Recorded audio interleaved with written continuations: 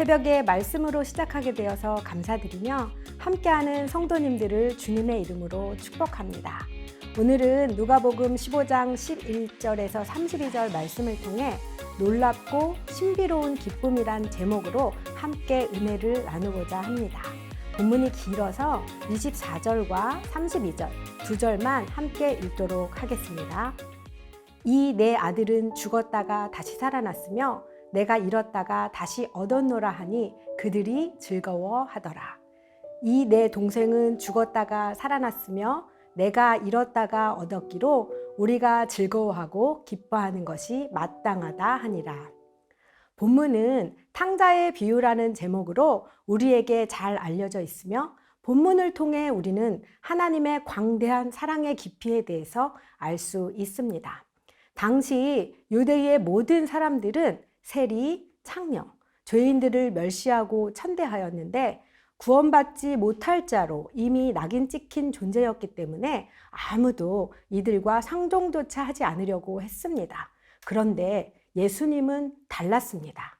그들에게 천국 복음을 전하시고 기쁘게 영접할 뿐만 아니라 심지어 함께 식사도 하셨기에 바리새인과 서기관들이 예수님을 못마땅히 여기고 원망했습니다.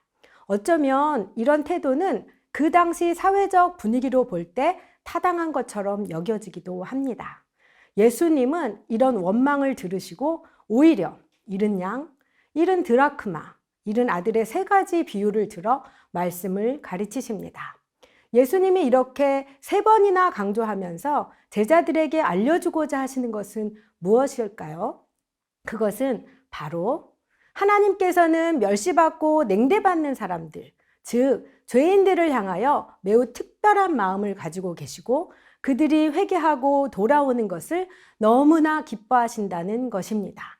그러면서 동시에 바리새인과 서기관들도 이런 탕자와 동일한 죄인임을 알려주시고 구원은 그리스도 예수 안에서 전적인 하나님의 은혜로만 얻는다는 진리를 깨닫기를 원하셨습니다.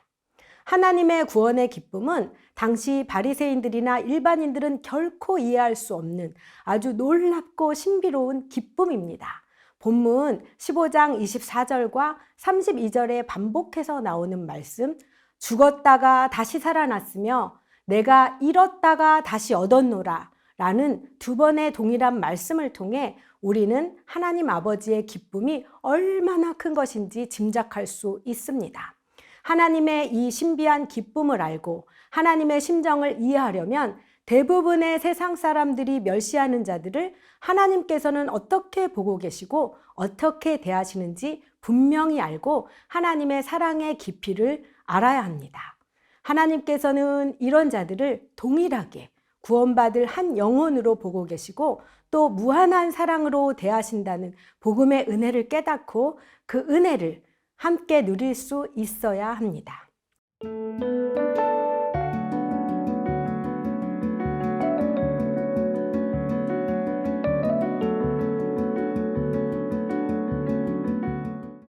어떤 부자에게 장성한 두 아들이 있었는데 어느 날 둘째 아들이 찾아와서 자기 몫의 유산을 미리 달라고 합니다.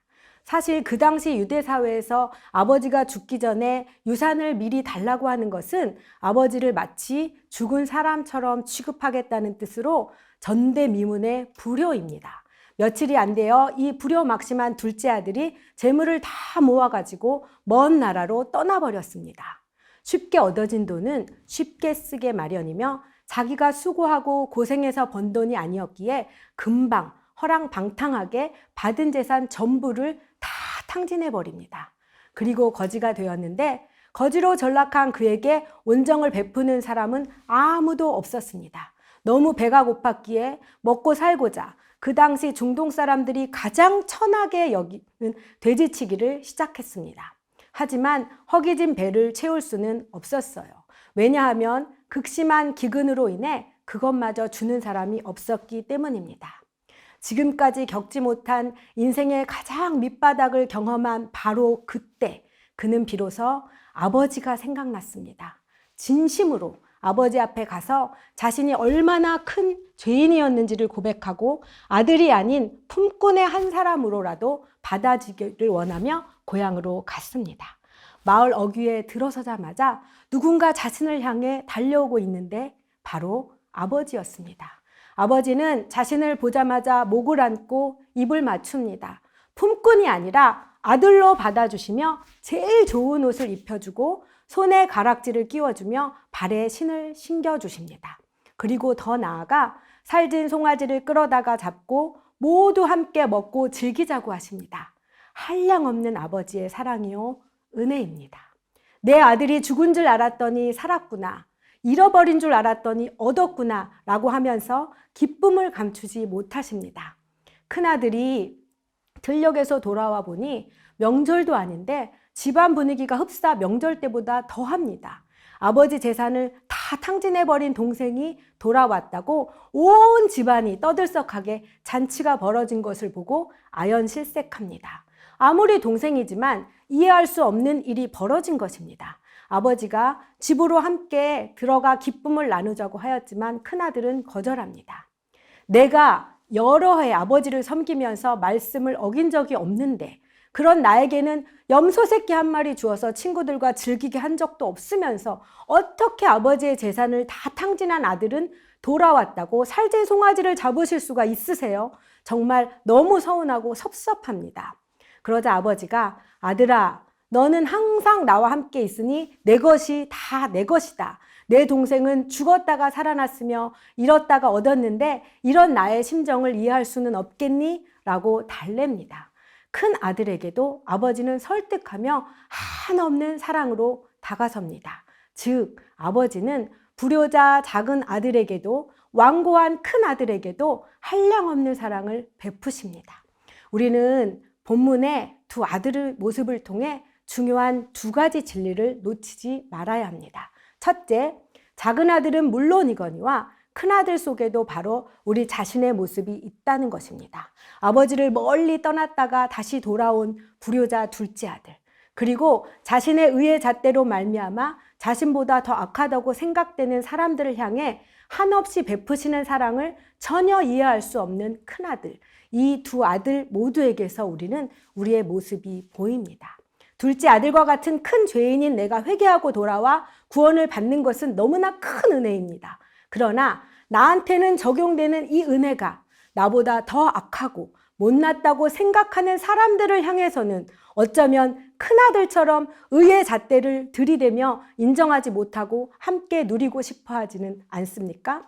그래서 교제나 전도를 해도 나와 비슷한 사람이나 좀 더 나은 사람, 괜찮은 사람과 교제를 하지 창녀나 세리 같은 부류의 나보다 못하고 나와는 전혀 다른 사람들은 찾아가려고 하지 않습니다.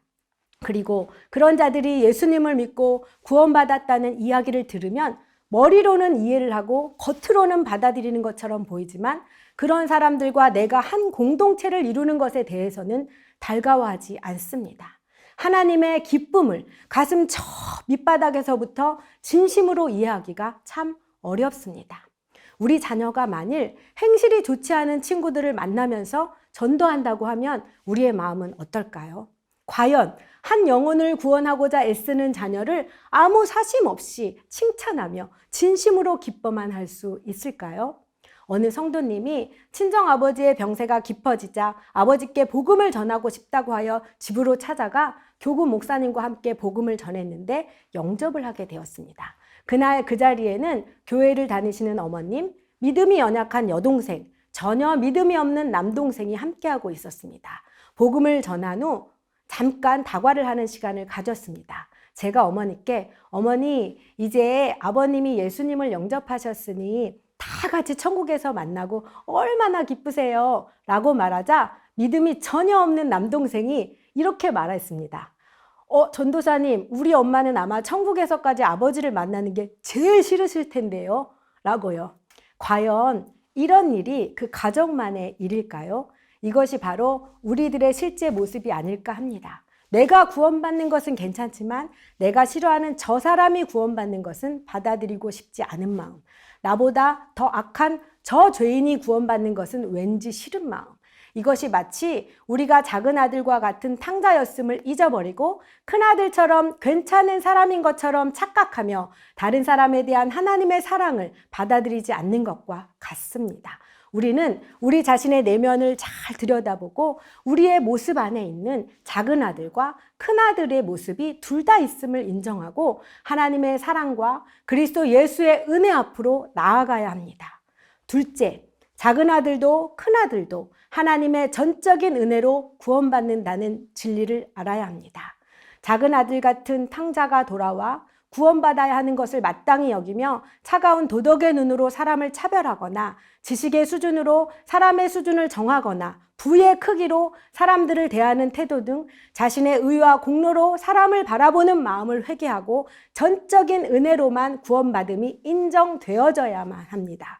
그리하여 내가 은혜로 구원받은 것처럼 다른 사람들도 오직 은혜로만 구원받음이 인정되고 받아들여져야 합니다. 하나님 보시기에 탕자가 아닌 자들은 없습니다. 인간은 본래 모두 탕자입니다. 예레미야 2장 13절 말씀에 우리에게는 두 가지 죄가 있는데 바로 하나님을 버린 것과 스스로 웅덩이를 판 것이라고 했습니다. 내 백성이 두 가지 악을 행하였나니 곧 그들이 생수에 군원되는 나를 버린 것과 스스로 웅덩이를 판 것인데 그것은 그물을 가두지 못할 터진 웅덩이들이니라고 하셨습니다. 도덕이나 율법의 잣대로 누가 더 죄인인가라는 성경은 결코 말하지 않습니다. 하나님을 버린 것과 하나님을 떠나 스스로 살고자 한 것이 죄라고 말합니다. 스스로 구원받을 수 없는 우리는 오직 예수 그리스도의 은혜로 값없이 구원을 얻습니다. 그런데 우리는 마치 내가 꽤 괜찮은 사람인 것처럼 도덕과 율법의 잣대로 죄의 경중을 따지며 또 자신은 조금 덜한 죄인이라고 여기며 괜찮은 사람인 것처럼 착각하기가 정말 쉽습니다. 혹시 저런 사람도 구원을 받아? 라고 할 정도로 미워하는 마음이 있어서 한 번도 전도하지 않고 제쳐놓은 사람이 있습니까? 우리 속에 있는 이런 미움이 바뀌어 내가 그리스도 안에서 용납된 것처럼 그 사람도 용납되는 사랑으로 바뀌어 전도할 수 있기를 바랍니다. 너희는 그 은혜에 의하여 믿음으로 말미암아 구원을 받았으니 이것은 너희에게서 난 것이 아니요 하나님의 선물이라. 행위에서 난 것이 아니니 이는 누구든지 자랑하지 못하게 함이라. 우리는 모두 전적인 하나님의 은혜로만 구원받는 사람들입니다.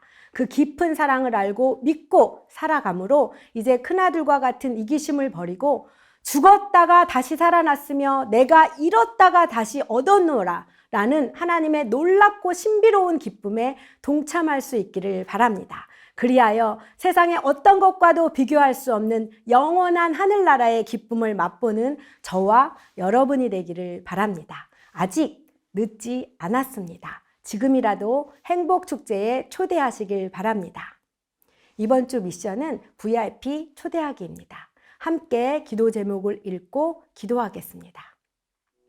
하나님의 이해할 수 없는 기쁨에 적극적으로 동참할 수 있도록 하나님의 깊은 사랑을 깨닫게 하소서. 십자가 사랑 안에서 도덕과 율법의 잣대로 사람들을 보는 시선을 거두게 하셔서 전도의 기회를 놓치지 않게 하소서. 오늘이라도 전도할 대상자가 생각나거든 머뭇거리지 말고 적극적으로 행복축제에 초대할 수 있도록 용기를 주시고 실천하게 하소서.